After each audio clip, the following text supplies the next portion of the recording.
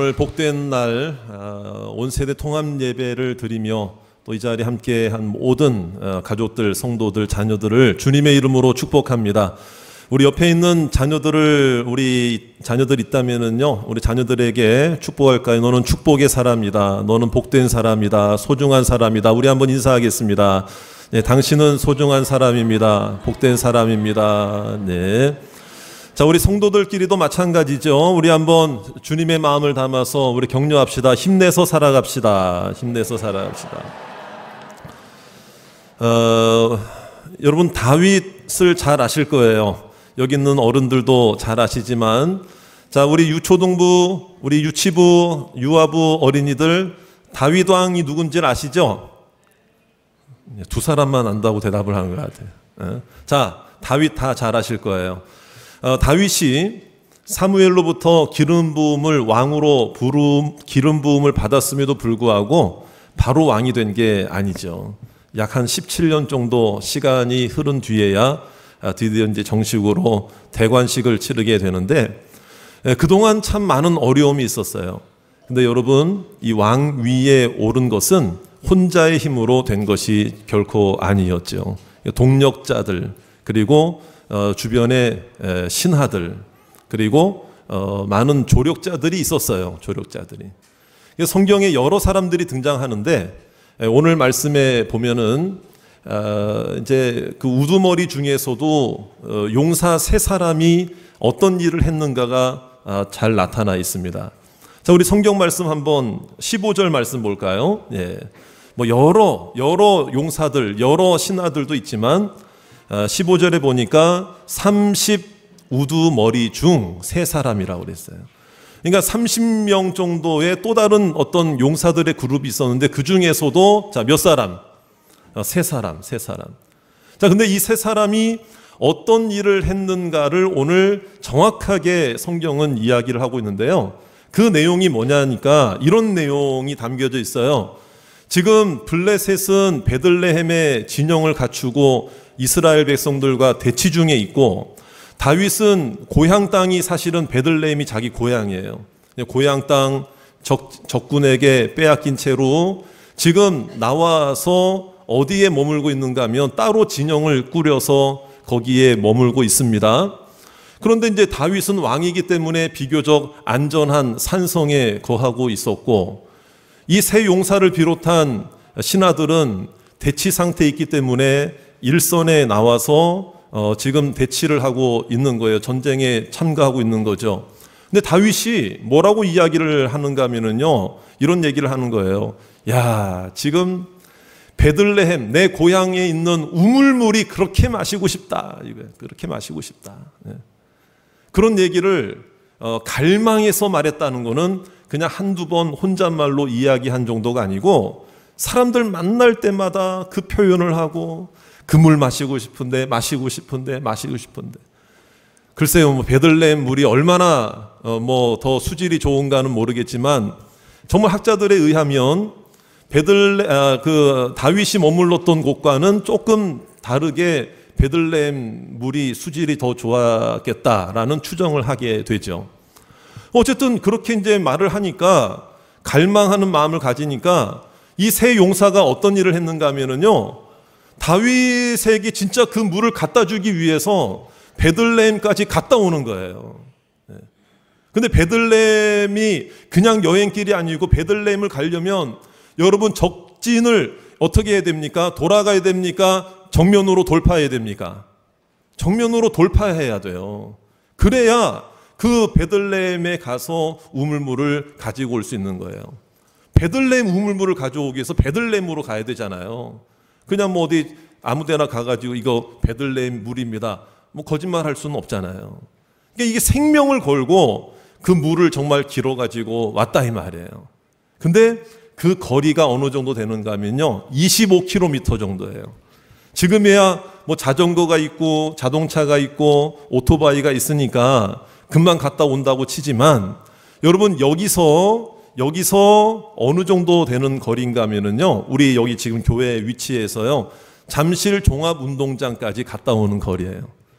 그거를 갔다 오려면은 어른들 걸음으로 그냥 정상적으로 걸어갔다 와도 가는데 6시간, 오는데 6시간 정도가 걸려요. 근데 그 물을 가지고 오겠다고 목숨을 걸고, 그것도 골짜기도 있었을 것이고 아무리 달린다 하더라도 적진을 뚫고 다녀온다는 거는 이건 뭘 내놓고 가야 됩니까? 목숨을 내놓고 가야 되는 일이에요. 그런데 정말 갔다 왔다 이 말이에요. 갔다 왔어요, 여러분. 근데 이 이야기를 가만히 생각해 보면 한두 가지 문제점이 드러나지 않는 게 아니에요. 뭐 많은 문제점이 나타나고 있어요. 궁금증이 있어요. 왜 그런가 하면은요, 여러분, 그 물이 얼마나 대단한 물이길래, 물이 그냥 물이지. 아무리 원한다고 갈망한다고 손치더라도 다윗이 왕의 입장에서 그런 말 한마디를 대수롭지 않게 했지만 그 이야기를 듣는 부하들의 입장에서는 얼마나 부담이 되겠습니까? 그러니까 백성들이 듣기에는 왕이라고 해서 좀 편한 데 있으면서 물 타령이나 하고, 지금 백성들은 지금 전쟁에 참가하고 있는데 지금 속편한 얘기나 하고 있다고 괜히 공격할 수도 있고 불평과 원망의 소지가 될 수도 있거든요. 자, 그리고 또 하나 여러분 여쭤볼게요. 여러분이 세 용사가 군인의 입장에서 왕에게, 다윗에게 허락을 받고 갔을까요? 허락을 받지 않고 몰래 갔다 왔을까요? 네? 허락을 받고 갔을까요? 몰래 갔다 왔을까요? 근데 여러분, 허락을 받고 가도 문제고 허락을 받지 않고 가도 문제예요. 왜냐하면 허락을 받고 가도 다윗 너무하다. 아무리 마시고 싶어도 부하들이 자원해서 갔다 온다 그러면 그걸 말려야지 왜 허락했느냐라는 문제점이 하나가 생기게 돼요. 그리고 허락을 했더라도 이건 목숨을 걸고 갔다 오는 일이에요. 그러니까 다윗이 허락을 안 하고 만약에 갔다 왔다면 이건 무단 탈령이 되기 때문에 갔다 와서도 엄한 군법으로 다스리면 즉결 처형을 해도 아무 말 할 게 없는 거예요. 근데 성경은 다윗이 허락을 했느냐 안 했느냐를 정확하게 이야기하지는 않아요. 그렇기 때문에 오늘 이 말씀을 보면서 다윗이 허락을 했을 수도 있고 안 했을 수도 있지만 다윗의 입장에서 보지 말고 이 세 용사들의 입장에서 보면, 여러분, 허락을 받고 가도 뭘 내놓고 가야 되는 거예요? 목숨을 내놓고 가야 돼. 왜? 갔다가 오다가 블레셋 군인들에게 목숨을 빼앗길 수도 있다, 없다? 있다. 이게 목숨 걸고 가야 되는, 허락을 받았어도. 그리고 허락을 받지 않고 갔다가 오더라도 여러분 군법으로 처형을 당할 수도 있는. 그러니까 이러나 저러나 이 세 용사들은 뭘 걸고 간 거예요? 생명 걸고 간 거예요. 여러분, 이 사건을 보게 될 때에 우리가 어떤 마음을 가지게 되느냐? 다윗의 참 충성스러운 사람이구나. 이 세 부하가 다윗을 정말 이렇게 잘 섬겼구나. 이 정도로만 생각하기 위해서 성경이 오늘 이 말씀을 우리에게 말하고 있을까요? 여러분, 성경은요, 어떤 경우에도 한 인간을 추앙하거나 인간을 숭배하거나 인간을 높이거나 인간에게 영광 돌리거나 인간을 하나님보다 더 높여서는 안 되는 거 우리가 다 잘 알고 있잖아요. 그런데 왜 이 세 용사는 목숨까지 걸면서 다윗 한 사람을 위해서 이런 무모한 도전을 하고 무모한 행위를 했을까? 이게 참 맹목적인 순종이고 맹목적인 충성 아니냐? 이런 생각을 할 수도 있어요. 여러분, 그럼에도 불구하고 성경은 오늘 이 이야기를 왜 이렇게 적나라하게 구체적으로 이 이야기를 우리에게 말씀하고 있을까? 무조건 세운 지도자에게는 충성하고 그를 섬겨야 된다, 이런 차원의 이야기일까요, 여러분? 여러분, 절대 그게 아니죠. 여러분, 이 이야기는 뭐냐면 세 용사가 물론 당연히 다윗을 왕으로 섬기고 충성을 하긴 했지만, 여러분, 하나님 없이 충성한 게 아니라 이 세 용사의 마음에는 다윗을 생각할 때에 단순한 왕이나 리더나 지도자로만 본 게 아니고요, 하나님이 중심에 있었어요. 그래서 저를 따라 합시다. 하나님이 세우신. 그러니까 하나님이 세우셨구나. 그리고 하나님이 사용하시는구나. 하나님이 소중히 여기시는구나. 이런 지도자로 생각을 해서 단순히 인간의 충성이 아니라 하나님을 섬기고 하나님을 바라보고 하나님이 세우신 주의 종에게 대해서 하나님을 사랑하고 하나님께 감사하는 마음으로, 그러니까 이거예요. 하나님이 소중하니 여러분 서로가 서로를 소중하게 여기게 되는 거예요. 다윗도 마찬가지죠. 여러분 오늘 이따가도 보겠지만 이 세 용사가 정말 가지고 온 물을 다윗이 마셨을까요? 안 마셨을까요? 안 마셨어요. 그리고 하나님께 부어드렸어요. 그 얘기는 뭐예요? 다윗도 이 세 용사를 단순히 자기의 말 한마디로 움직이게 하는 단순히 부하로 여긴 게 아니라 하나님의 동력자 소중한 사람들로 여겼다는 것을 우리에게 보여주고 있는 거예요. 그러니까 우리도 마찬가지예요.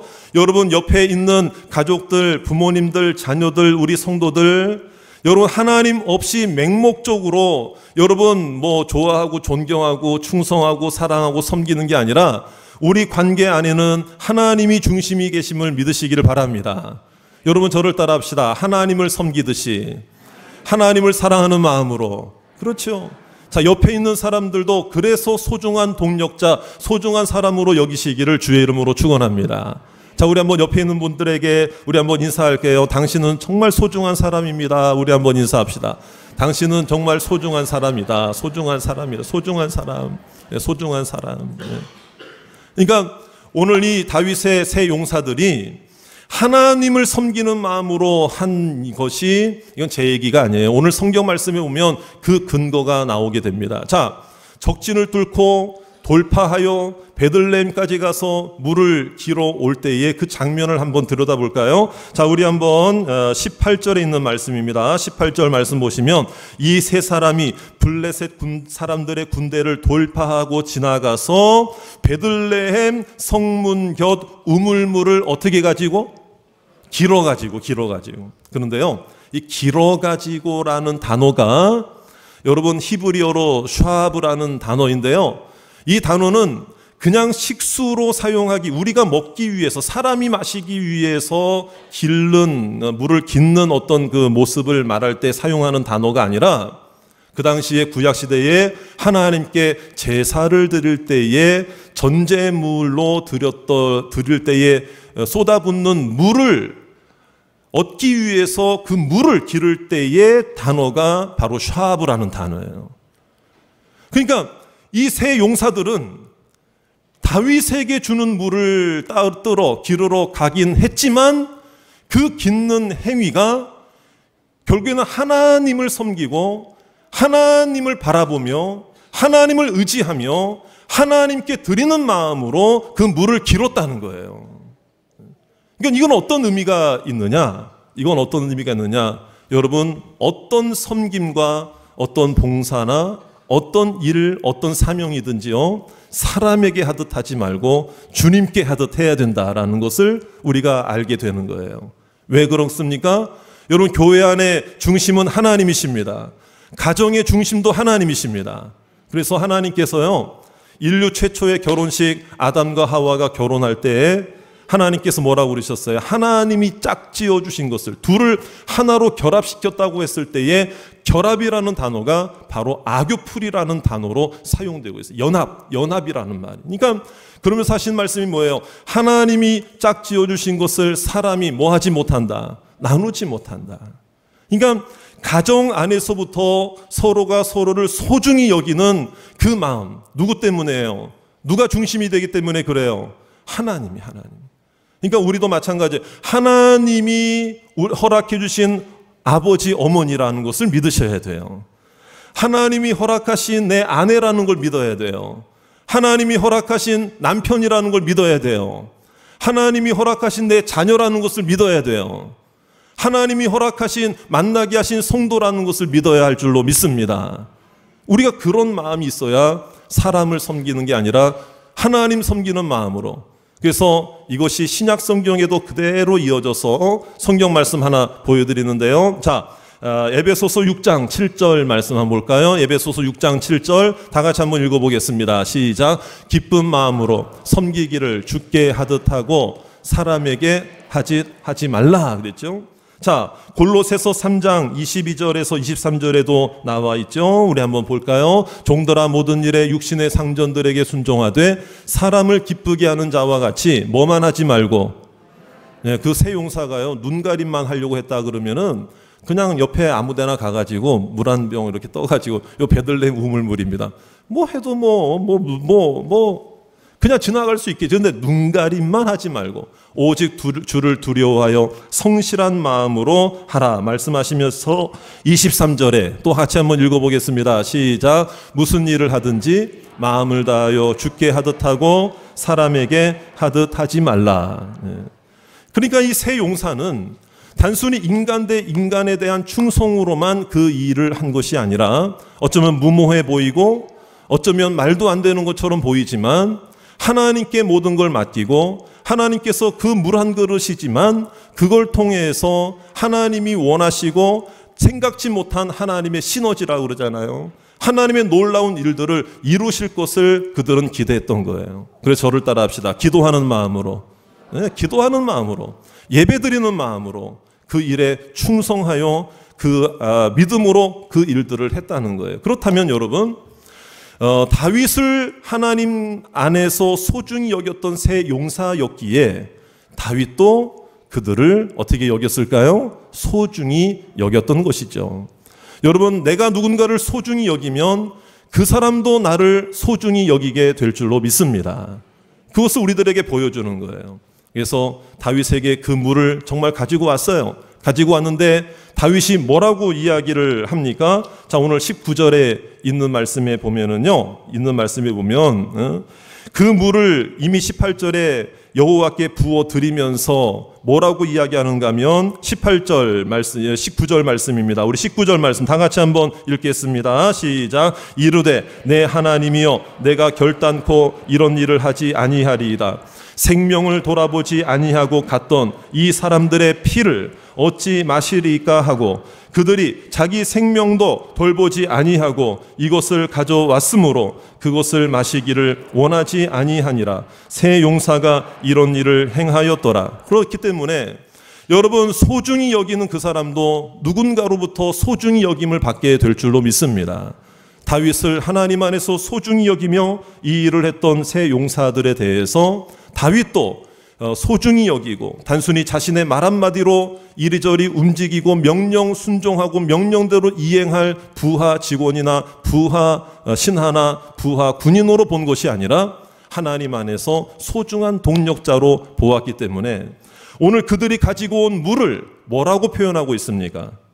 자, 이 사람들이 생명을 돌아보지 아니하고 갔던 이 사람들의 물을이라고 그랬습니까? 피를이라고 그랬습니까? 피. 왜 그런 줄 아세요?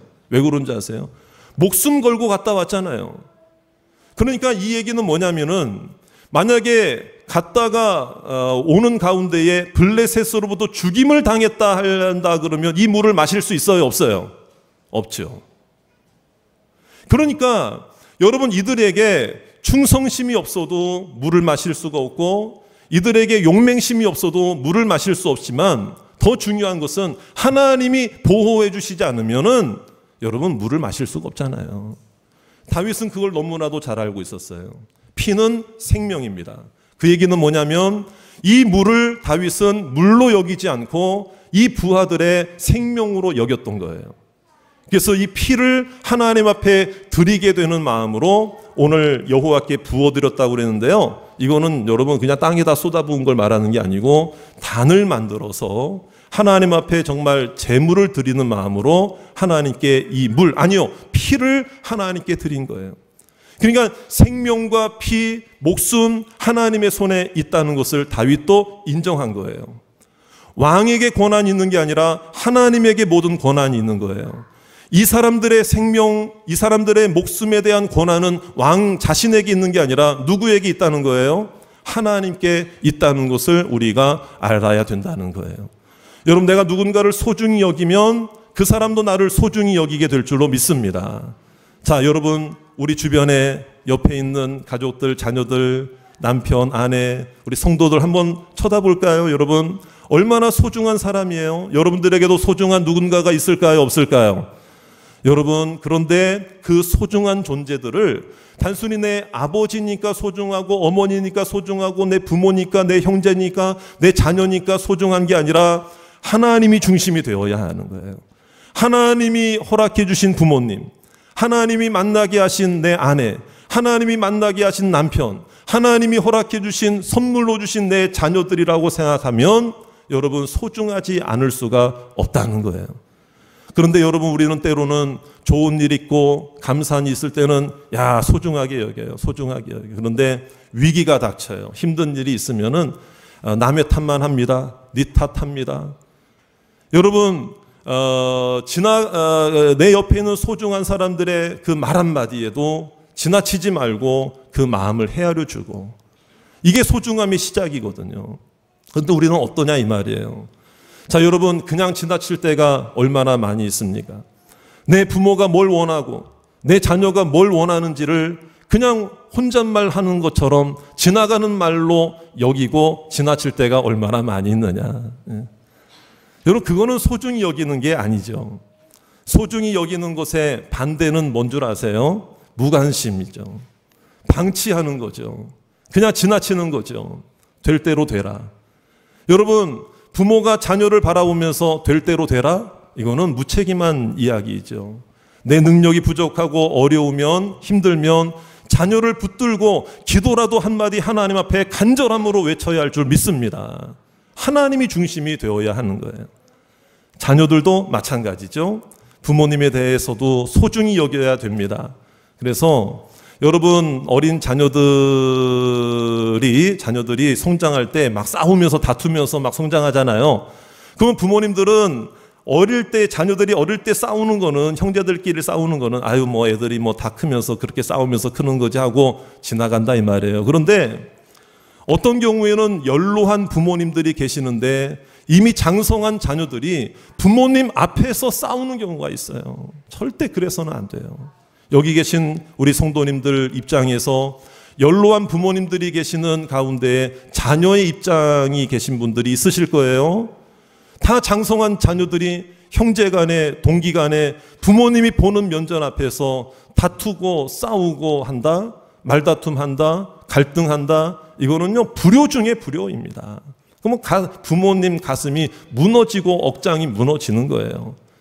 연세 들어서 힘은 없어서 말은 끼어들지 못하지만 그냥 몰래 숨어서 방에 들어가서 그냥 우는 거예요. 여러분 자녀들도 마찬가지예요. 어린 자녀들도 마찬가지예요. 그렇기 때문에 부모님들한테 여러분 우리 부모님을 소중히 여긴다면 우리 여기 있는 자녀분들, 학생들, 청년들도 잘 들으셔야 돼요. 부모님들한테는 이런 얘기하면 안 돼요. 어떤 얘기 하냐면요. 엄마 아빠 나한테 해준 게 뭐야? 이런 이야기라든지 다른 사람하고 비교해서 하는 말이라든지 그런 얘기하면 안 되죠. 여러분 우리의 이 마음을 오늘 회복하는 시간이 되시기를 바랍니다. 그래서 다윗도 새 용사들도 다윗을 하나님 안에서 소중히 여긴 것처럼 우리 가정이 소중히 여기는 사람들이 되어서 부모도 자녀를 위해서 소중히 여기는 마음으로, 그러기 부모님들, 어린 자녀들 키우는 부모님들도 마찬가지예요. 애들이 어릴 때는 정말 자녀들 앞에서 반대해요. 부모도 싸우면 안 돼요. 엄마 아빠도 싸우는 모습을 아이들한테 보여주면 안 돼요. 어떤 가정 상담학자가 이야기하는 걸 들어보니까는요, 부모가 어린 자녀들이 한 3살, 4살, 5살 요럴 때 엄마 아빠가 심하게 싸우거나 다투는 모습을 목격하는 아이들의 입장에서는요, 마치 옆에 폭탄이 떨어지는 것 같은, TNT 폭탄이 떨어지는 것 같은, 6.25 때 1차 세계대전 때 이런 폭탄이 막 떨어지는 것 같은 공포감, 이런 게 막 생긴다는 거예요.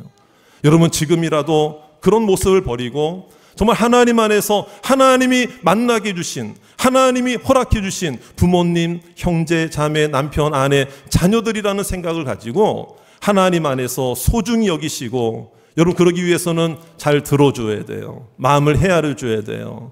자녀들에 대해서 너 커서 뭐가 될래? 이런 얘기 절대 해서는 안 돼요. 내가 너 낳고 미역국 먹은 게 내가 아깝다 이러면서 말이에요. 절대 진짜 여러분 그런 얘기 해서는 안 돼요. 꿈을 실어 소망을 주고 힘들어하는 자녀들을 부둥켜 안고 기도라도 한마디 하면서 하나님, 내 자녀는 하나님이 주셨사오니 하나님이 책임져 주실 줄 믿습니다. 내 눈으로는 앞길이 안 보여도 하나님께서는 계획을 가지고 계실 줄 믿습니다. 여러분들을 힘들게 하는, 여러분들 속상하게 하는 가족들이 있습니까? 성도들이 있습니까? 아니에요. 그 사람들을 위해서도 하나님이 예수 그리스도를 보내주셨고 하나님의 형상대로 만드신 소중한 존재라는 것을 믿으시기 바라고요. 소중하게 서로 여길 때 하나님께서 지켜주실 줄 믿습니다. 그 피를 지켜주시고요, 그 생명을 지켜주시고, 그 목숨을 지켜주시고, 아무리 인생길이 험하고 험난해도 여러분 다녀오는 동안에 하나님께서 지켜주신 것처럼 여러분들의 가정도 지켜주실 줄 믿습니다. 하나님이 보호해 주세요. 그러니까 서로 소중하게 여기는 가정은 위기를 만났을 때라도 하나님이 지켜주시기 때문에 서로의 생명, 서로의 피, 서로의 땀, 서로의 수고와 노력을 서로 존중하는 거예요. 그러니까 여러분, 서로 존경하지까지는 아니더라도 서로 존중은 해야죠. 여러분, 오늘 우리가 하나님 안에서 서로 소중히 여기고 하나님 안에서 소중한 가정, 소중한 교회, 소중한 우리 교육부서, 소중한 자녀들 다 되시기를 주의 이름으로 축원합니다.